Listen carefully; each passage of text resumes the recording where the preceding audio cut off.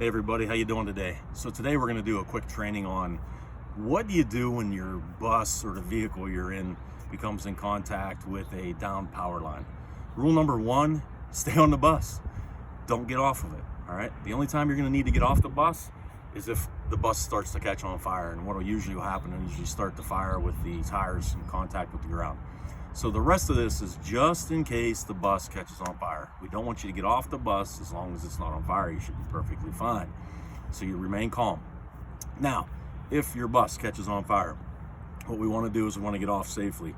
So the back of the bus sometimes is your only exit, depends on where the cord's at and all that good stuff. So in a minute, I'll show you how to get off the front of the bus, but for now, we're going to talk about getting off the back.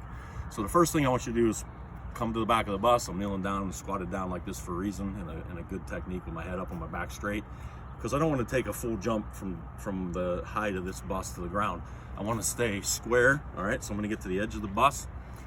You notice that the door's open. We started the video like that, so I would open the door, and what I would do is I would open the handle and I would push the door open like this. I would use the toe of my boot to maintain the distance. All right, so the door's open. I'm gonna jump to the ground. I am gonna keep my feet together. If I stumble, I wanna keep my feet together and shuffle to catch myself. I don't have to jump Carl Lewis style out away from the bus. I just have to get away from the bus, and do not touch any part of the bus.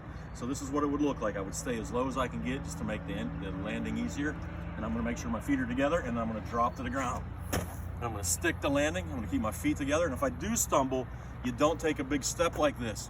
The potential from the electricity in the one leg to the other leg can cause a flash. It's enough to kill you. The electric is going to look for ground. You become the ground. So my feet are together. I'm going to shuffle like this.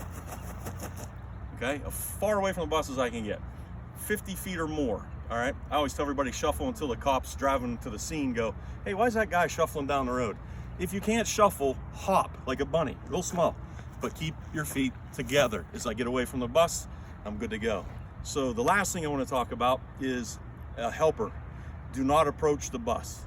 All right, communicate from a safe distance over 50 feet. We don't want you running towards the bus, same thing can happen to you.